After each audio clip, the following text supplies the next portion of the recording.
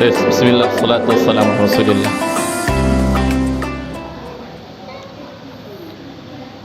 Assalamualaikum warahmatullahi wabarakatuh.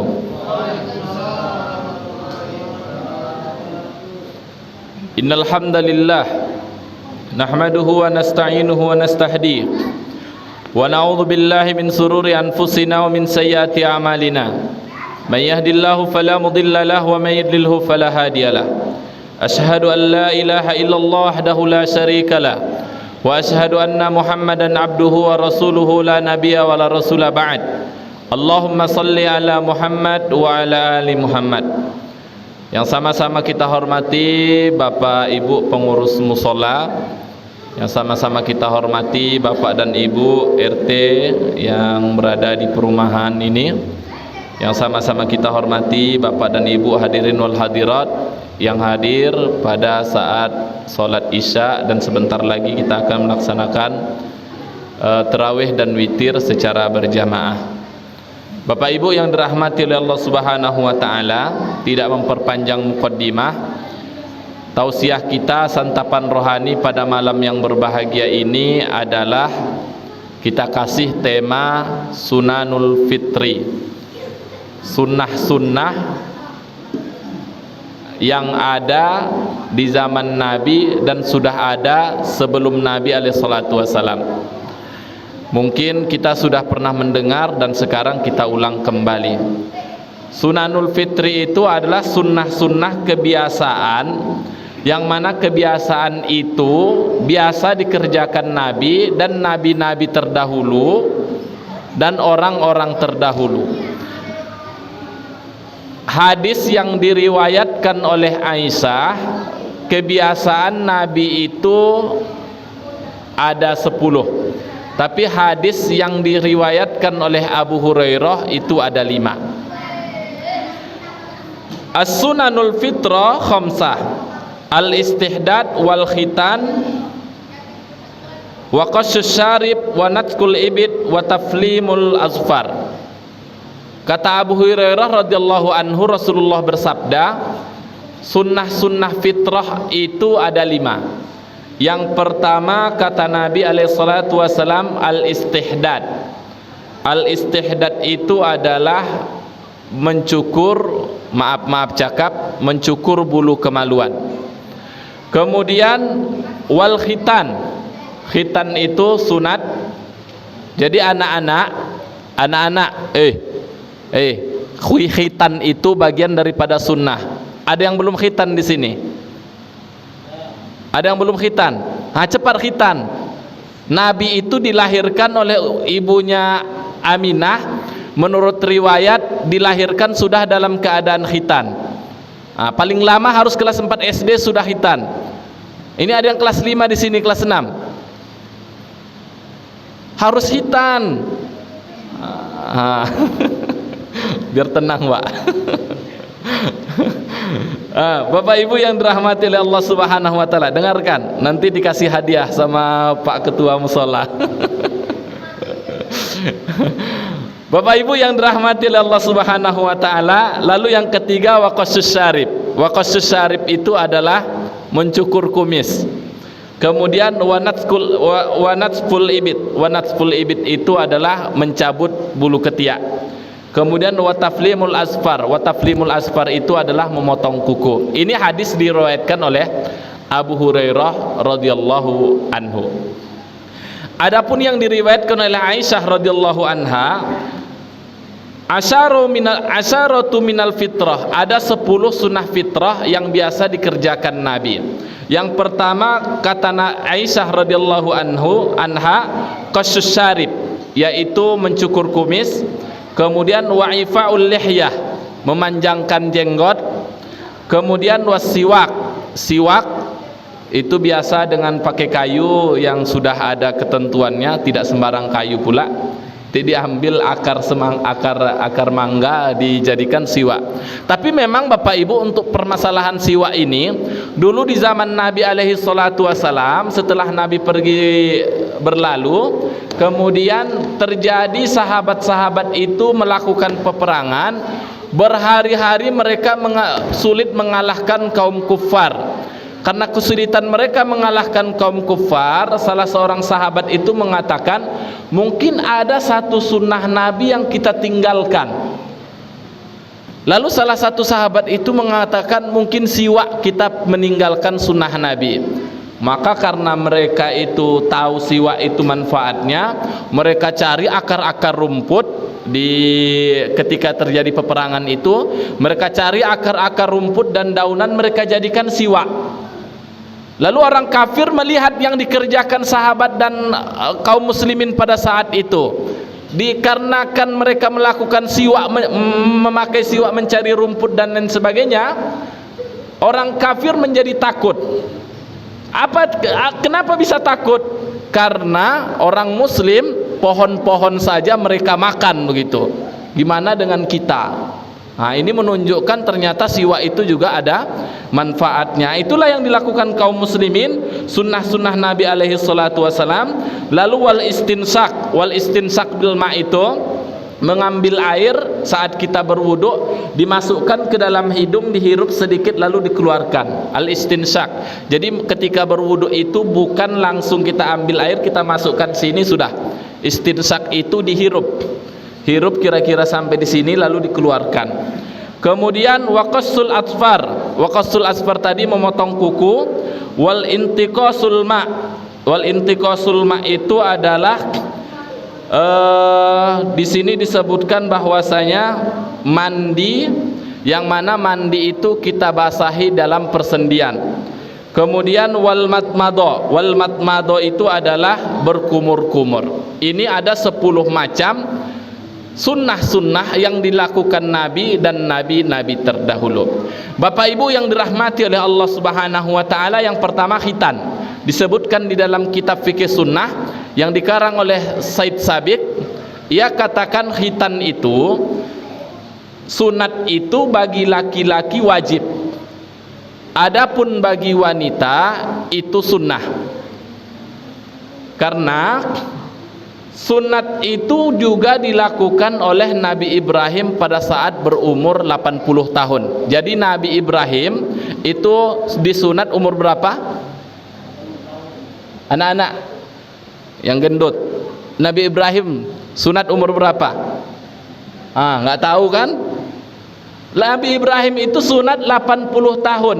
Jangan kita katakan Nabi Ibrahim umur 80 tahun itu sudah tua.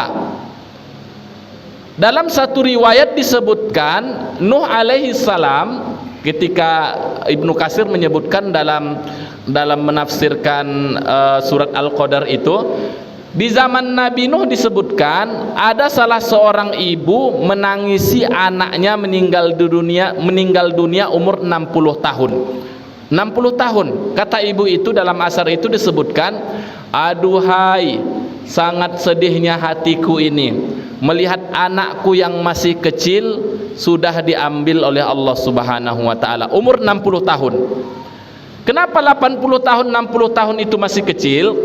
Karena perbandingannya adalah nabi-nabi dan orang-orang dahulu itu umurnya 200 tahun, 300 tahun, 500 tahun. Bahkan ada yang 950 tahun. Jadi wajar umur 80 tahun itu adalah masih kecil. Nah, ini sunat. Sebagian ulama mengatakan sunat ini dilakukan pada saat berumur 7 hari. Jadi anak-anak bayi kita kalau berumur 7 hari, kalau memang kita sanggup melihatnya, silahkan disunat yang laki-laki. Kan perempuan juga biasanya 3 hari, 4 hari, 5 hari dibawa ke bidan sudah disunat. 7 hari disunat. Kemudian kalau tidak sanggup juga paling tidaknya sebelum dia balik sudah disunat. Karena ini merupakan wajib bagi laki-laki. Walaupun sebenarnya kaum mu'allaf ketika mereka masuk Islam itu diberi kebebasan kepada mereka, terserah mau sunat atau tidak. Ini yang pertama di dalam kitab Said Sabiq disebutkan. Lalu yang kedua, Bapak Ibu yang dirahmati oleh Allah Subhanahu wa taala, sunnah-sunnah Nabi alaihi salatu wasallam yang kedua adalah memanjangkan janggut. Memanjangkan janggut itu disebutkan oleh Rasulullah sallallahu alaihi wasallam, khaliful musyrikin. Silahkan kalian berbeda dengan kaum musyrikin. Karena kaum musyrikin itu biasa kelakuan orang-orang Yahudi itu memanjangkan kumis, mencukur janggut. Maka berbeda kita dengan mereka. Panjangkan janggut kita, silahkan cukur kumis. Dalam permasalahan qasus syarib, memotong kumis, beda pendapat ulama, apakah dicukur semua atau hanya sebagian. Kenapa sebagian? Karena mencukur kumis itu disebutkan dalam syarah itu alasannya adalah supaya ketika kita makan tidak masuk kotoran ke dalam mulut kita. Nah, kan kalau panjang biasanya makan kita tersangkut kadang nasi-nasi dan lain sebagainya. Kalau buang ingus itu biasanya tersangkut. Nah, maka dicukur. Nah, kadang ada orang lagi karena kesombongannya suka pula dia memelintir kumisnya. Nah, maka berbedalah dengan orang-orang musyrikin. Lalu timbul pertanyaan. Pertanyaannya adalah orang-orang musyrikin Yahudi dan Nasrani, kalau seandainya mereka itu memanjangkan janggut dan memotong kumis, kan hari ini kita sulit membedakan tuh. Ada yang memanjangkan dari kalangan non muslim itu memanjangkan janggut dan memotong kumisnya. Maka sebenarnya kita tidak sedang menyelisihi mereka. Maka ketika kita mengikuti nas yang disebutkan di dalam hadis, ada panduannya, maka pada dasarnya kita menyelisihi mereka. Ketika mereka mengikut kepada apa yang kita kerjakan, sesungguhnya pada dasarnya kita tidak ikut mereka. Tapi sebenarnya kita mengikut nas-nas, ada nususnya, dalil-dalilnya dari Nabi alaihi salatu wasalam. Itu qasus syarib dan memanjangkan janggut. Lalu selanjutnya sunnah-sunnah Nabi alaihi salatu wasalam yang dilakukan oleh Nabi Muhammad dan nabi-nabi terdahulu adalah suka memakai parfum, wangi-wangian. Nabi itu Bapak Ibu yang dirahmati oleh Allah, kalau dia habis pergi berperang, habis pergi dari masjid ingin masuk ke rumah, itu Nabi biasanya selalu memakai parfum sebelum masuk ke dalam rumah. Jadi Aisyah radhiyallahu anha itu sudah tahu dia. Jauh lagi Nabi beberapa meter sebelum masuk ke rumah itu sudah tercium bau harumnya Nabi. Sama juga sahabat-sahabat Nabi, ketika Nabi itu jauh dari mereka, kira-kira mungkin 10 meter Nabi akan datang, mereka belum melihat Nabi, tapi harumnya Nabi itu sudah tercium. Alasannya adalah karena memang Nabi itu suka kepada yang wangi-wangi. Nabi alaihi salatu wasallam sebutkan 2 hal yang saya sukai di dunia ini.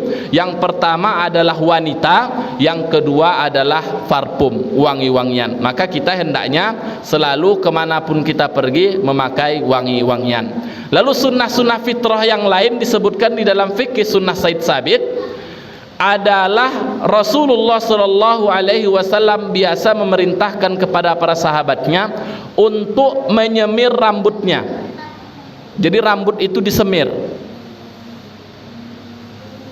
Datang Abu Quhafah kepada Rasulullah, ayahnya Abu Bakar Siddiq radhiyallahu anhu. Abu Quhafah itu masuk ke dalam Islam saat terjadinya Fathul Mekah, pembebasan Mekah. Abu Quhafah itu rambutnya sudah putih semua, janggutnya juga sudah putih semua. Lalu kata Nabi alaihi salatu wasalam, izhabu, silahkan kalian bawa pergi Abu Quhafah kepada istri-istrinya, karena memang istri Abu Quhafah itu banyak. Bawa dia ke istrinya supaya dia menyemir rambutnya itu, tapi tidak dengan berwarna hitam.